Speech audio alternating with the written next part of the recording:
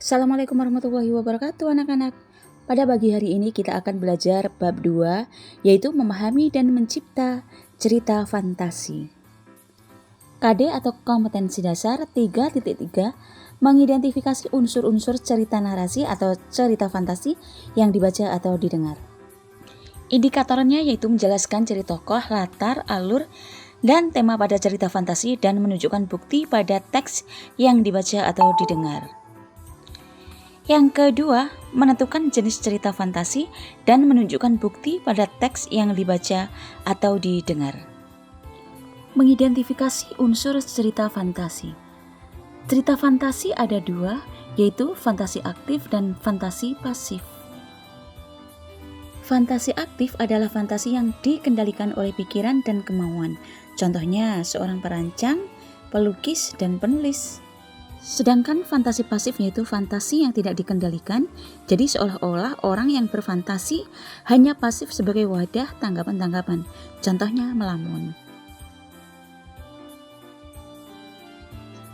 Jadi cerita fantasi adalah sebuah jenis cerita yang berbentuk khayalan, angan-angan atau imajinasi pengarang yang diceritakan dalam alur normal. Teks cerita fantasi pada dasarnya termasuk dalam kategori teks narasi yang merupakan cerita fiksi yang berisi perkembangan kejadian atau peristiwa. Selanjutnya yaitu ciri umum cerita fantasi. Ciri umum cerita fantasi yang pertama ada keajaiban, keanehan atau kemisteriusan. Yang kedua, ide cerita terbuka terhadap daya khayal penulis, tidak dibatasi oleh realitas atau kehidupan nyata. Ketiga, menggunakan berbagai latar, lintas waktu maupun ruang. Tokohnya unik atau memiliki kesaktian. 5, bersifat fiksi atau bukan kejadian yang nyata. Selanjutnya yaitu unsur intrinsik cerita fantasi. Unsur intrinsik sebuah cerita fantasi merupakan unsur yang membangun sebuah karya itu dari dalam karya itu sendiri. Nah, yang pertama yaitu tema. Tema di sini adalah inti atau ide dasar sebuah cerita. Dan yang kedua adalah tokoh. Tokoh merupakan pelaku dalam sebuah cerita. Tokoh dalam cerita fantasi memiliki watak dan sifat yang unik dan tidak ada dalam kehidupan sehari-hari. Tokoh tersebut memiliki kesaktian-kesaktian tertentu. Sedangkan penokohan merupakan cara pengarang menggambarkan dan mengembangkan karakter tokoh-tokoh dalam sebuah cerita. Sedangkan jenis penokohan yang pertama yaitu protagonis memiliki sifat yang baik, 2, antagonis memiliki karakter yang jahat, 3, tritagonis tokoh pembantu atau penengah. Unsur yang keempat adalah alur atau plot. Alur atau plot merupakan rangkaian sebuah peristiwa atau pola pengembangan cerita yang terbentuk oleh hubungan sebab akibat. 5, yaitu latar atau setting. Latar meliputi latar tempat, waktu, dan suasana. Latar bersifat faktual atau imajiner. Sedangkan yang keenam adalah penokohan. Penokohan adalah cara pengarang menggambarkan watak tokoh. Dan yang ketujuh adalah sudut pandang. Sudut pandang adalah posisi pengarang dalam membawakan sebuah cerita. Jenis sudut pandang. 1. Sudut pandang orang pertama. Contohnya sudut pandang orang pertama adalah sudut pandang yang menggunakan kata ganti orang pertama yaitu aku, saya, atau kami.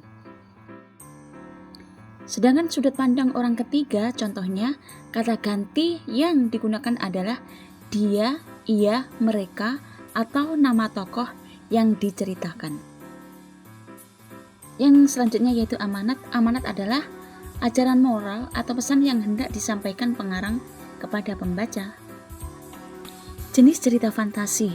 Jenis cerita fantasi dibagi menjadi beberapa jenis. Yang pertama berdasarkan kesesuaian dalam kehidupan nyata. Pertama yaitu fantasi total. Semua yang terdapat pada cerita tidak terjadi dalam dunia nyata atau hanya rekaan pengarangnya saja. Yang kedua yaitu fantasi irisan. Berisi cerita yang sebagian merupakan imajinasi pengarang dan sebagian mengambil dari kehidupan nyata. Jenis fantasi berdasarkan latar cerita. Yang pertama yaitu fantasi sezaman. Berisi cerita yang terjadi pada satu zaman, yakni masa kini, masa lampau, dan masa yang akan datang. Yang kedua adalah fantasi lintas waktu, berisi cerita yang terjadi pada dua zaman, yakni cerita masa kini dengan masa lampau dan masa kini dengan masa yang akan datang. Assalamualaikum warahmatullahi wabarakatuh. Dengarkanlah cerita fantasi dari bagian novel Indonesia berikut ini. Cerita fantasi 1. Kekuatan ekor biru Nataga oleh Ugi Agustono. Seluruh pasukan Nataga sudah siap hari ini. Nataga membagi tugas kepada seluruh panglima dan pasukannya di titik-titik yang sudah ditentukan. Seluruh binatang di Tanah Modo tampak gagah dengan keyakinan di dalam hati. Mereka mempertahankan milik mereka. Hari itu, sejarah besar Tanah Modo akan terukir di hati seluruh binatang. Mereka akan berjuang hingga titik darah penghabisan untuk membela tanah air tercinta. Saat yang ditunggu pun tiba. Mulai terlihat bayangan serigala-serigala yang hendak keluar dari kabut. Jumlah pasukan pun cukup banyak. Nataga dan seluruh panglima memberi isyarat untuk tidak panik. Pasukan siluman serigala mulai menginjak pulau Tanah Modo, susul menyusul bagai air. Tubuh mereka besar-besar dengan sorot matanya yang tajam. Raut wajah mereka penuh dengan angkara murka, kesombongan, disertai lolongan panjang saling bersahutan di bawah air hujan. Mereka tidak menyadari bahaya yang sudah mengepung. Semua binatang tetap tenang menunggu aba-aba dari Nataga. "Serbu!" teriak Nataga sambung menyambung dengan seluruh panglima. Pasukan terdepan dari binatang-binatang hutan segera mengepung para serigala dengan lemparan bola api. Pasukan serigala sempat kaget, tak percaya. Cukup banyak korban yang jatuh dari pihak serigala karena lemparan bola api. Namun, pemimpin pasukan tiap kelompok serigala langsung mengatur kembali anak buahnya pada posisi siap menyerang. Mereka tertawa mengejek binatang-binatang ketika banyak bola api yang padam sebelum mengenai tubuh mereka. Bahkan dengan kekuatan mereka meniup bola api yang terbang menuju arah mereka. "Hai, tak ada gunanya kalian melempar bola api kepada kami!" seru serigala dengan sorot mata penuh amarah. Binatang-binatang tidak putus asa. Namun, pasukan serigala dalam jumlah 2 kali lipat bahkan lebih dari pasukan binatang mulai bergerak maju, seolah hendak menelan binatang-binatang yang mengepung. Binatang-binatang yang pantang menyerah juga tidak takut dengan gertakan para serigala. "Gunakan kekuatan ekormu, Nataga," bisik Dewi Kabut di telinga Nataga. Nataga sempat bingung dengan kata-kata Dewi Kabut. Karena banyak bola api yang padam, Nataga segera memberi aba-aba berhenti melempar dan mundur kepada seluruh pasukan.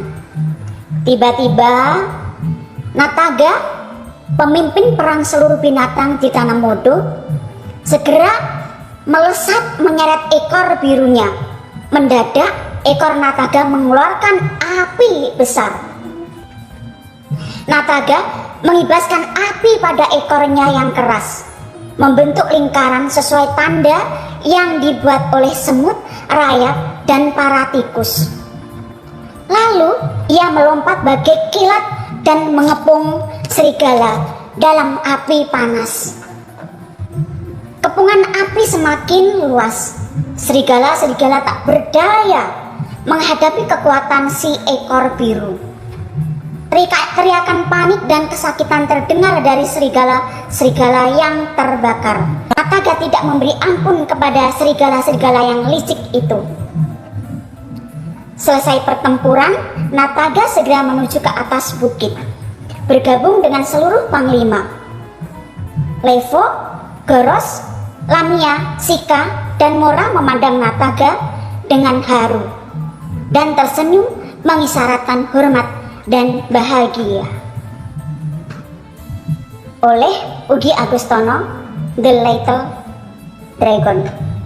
Terima kasih.